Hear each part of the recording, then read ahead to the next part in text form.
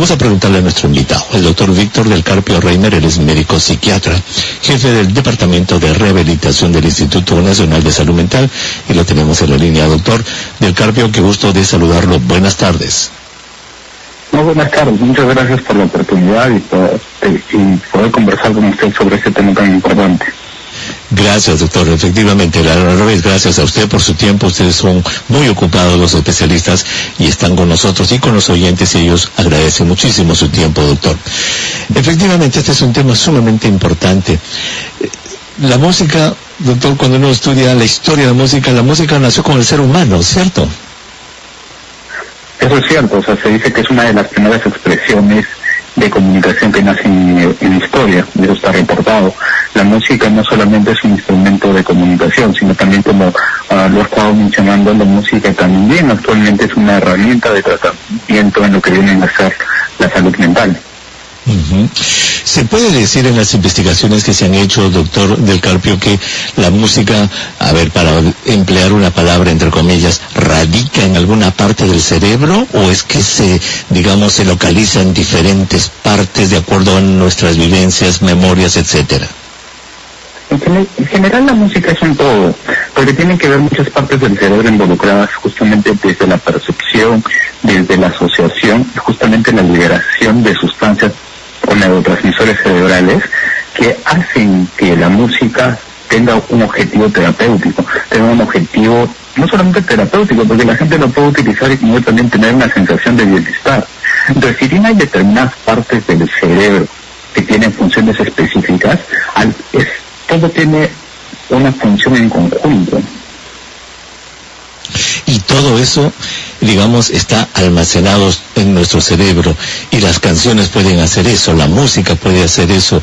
Es como, que una vivencia que uno haya tenido, una ilusión, o una fantasía, cualquier cosa que uno haya vivido, y si eso fue acompañado de un cierto tipo de música, las dos quedan para siempre unidas, doctor, como que engarzadas, ¿verdad? La música con la vivencia.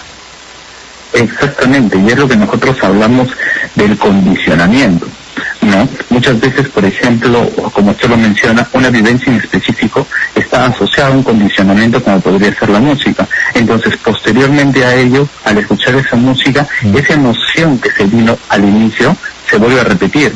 Y ese es uno de los instrumentos más importantes y que, según las investigaciones, está referido en por qué la musicoterapia tiene el efecto beneficioso, por ejemplo, en los pacientes con Alzheimer.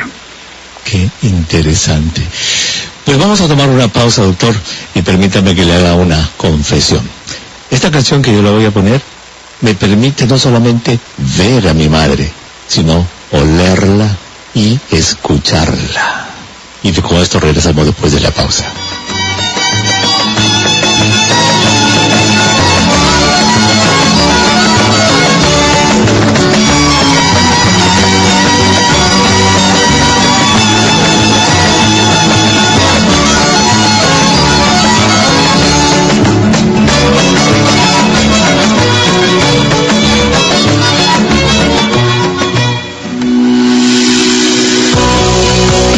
Espacio Vital, información y prevención para una buena salud.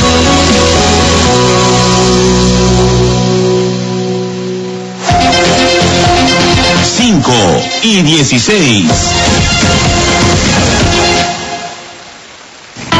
RPP.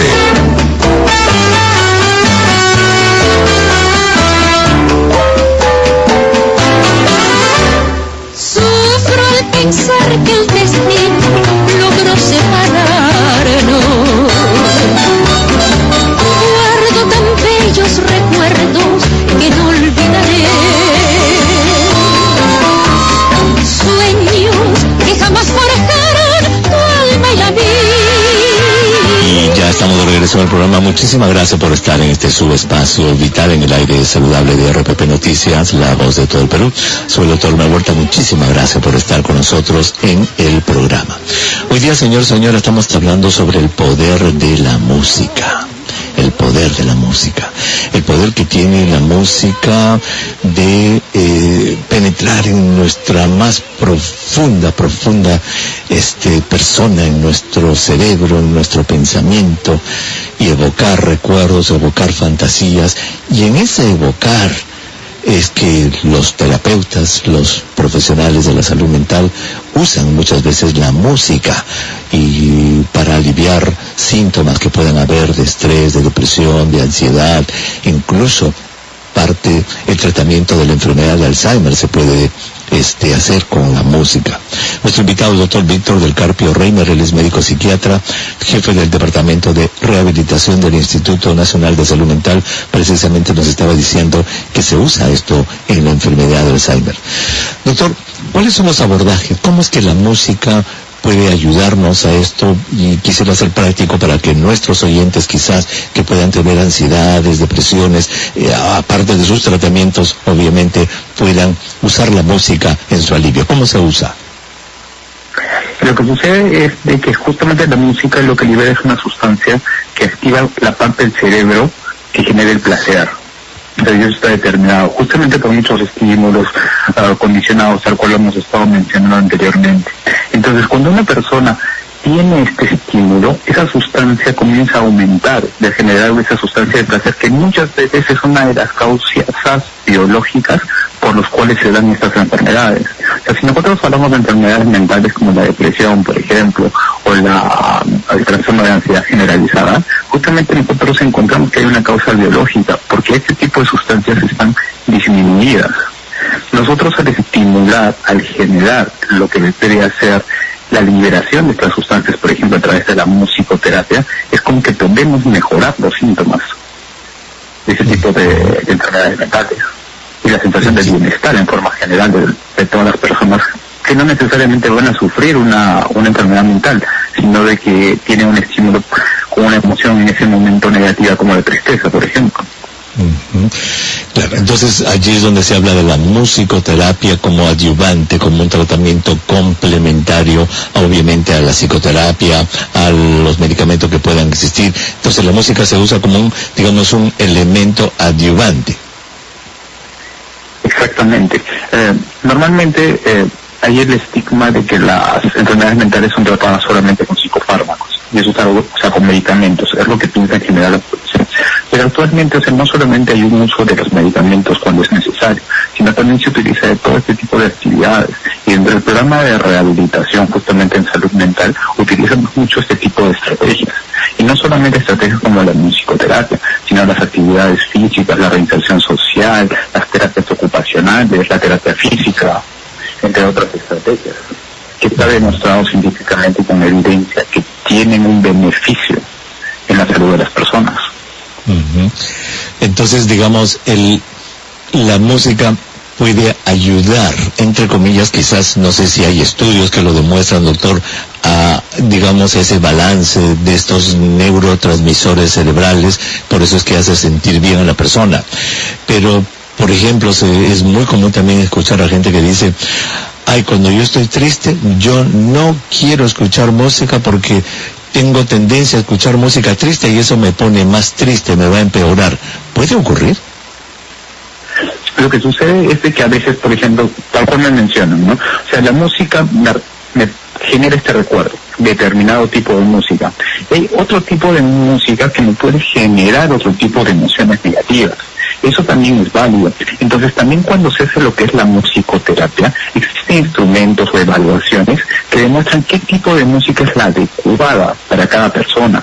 Hay que recordar que las personas son diferentes y siempre el abordaje tiene que ser individual. A cada persona con gustos particulares se le tiene que dar la musicoterapia, pero no es como que una estructura musical para todos, sino independiente para cada uno. Entonces, hay personas que sí, determinado tipo de música les puede generar emociones negativas por algún desencadenante que se ha dado en algún momento, ¿no? Pero eso justamente es algo muy importante para identificar. ¿Por qué? Porque tiene que ser otra variedad de música la que le va a poder ayudar en la mejora de su estado. Claro. Recientemente se publicó, estoy seguro que usted leyó este artículo que vino de Austria, ¿verdad? En el cual habían usado la música. No, en realidad no usaron la música, no fue un estudio de intervención, sino más bien fue una encuesta en línea, pero prospectiva, en la que hicieron para tratar de determinar si la música había ayudado o no a un grupo de personas, más de 700 personas, en aliviar sus síntomas de estrés. Y lo que encontraron es eso, lo que usted nos dice, que ciertos tipos de música, músicas más, digamos, movidas, muchas podían podían mejorar algunos síntomas, por ejemplo, de depresión, o sea, música más intensa para cierto tipo de problemas. Exactamente. Y una de las cosas también que hay que recordar es que en el parte del tratamiento, por ejemplo, de una depresión, se utilizan algunas técnicas que se denominan de activación.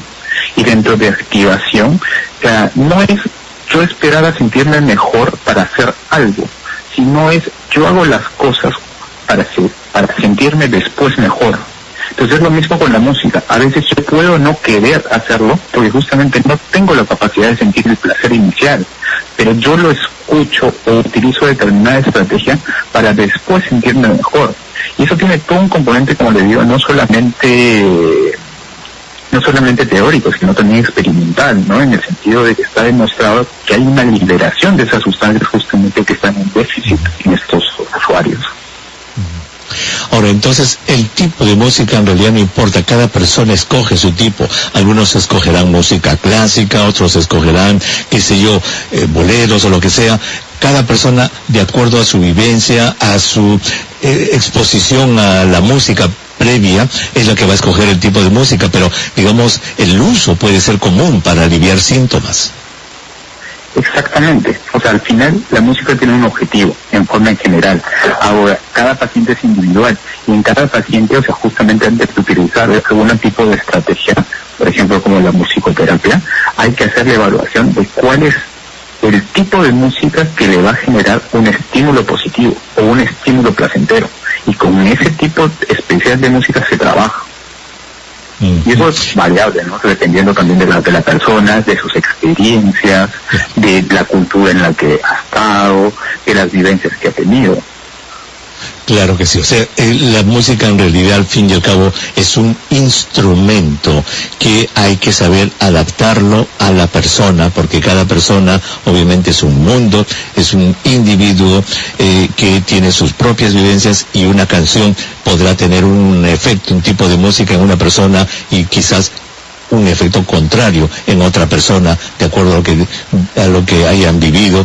Por eso que usted dice que eso hay que personalizarlo. ¿La musicoterapia se usa muchísimo, doctor, en su especialidad?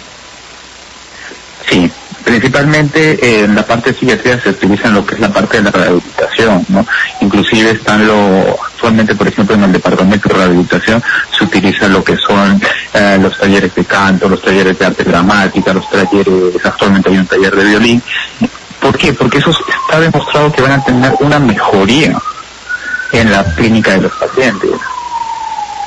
Y no solamente esperar a dar un tratamiento psicofarmacológico y con ello esperar una respuesta, sino hay que abordar esta enfermedad de una forma integral y con un equipo de multitrabajo. Y por eso tenemos apoyo de los terapeutas ocupacionales, de docentes, terapeutas físicos, psicólogos, el personal de psiquiatría, enfermería.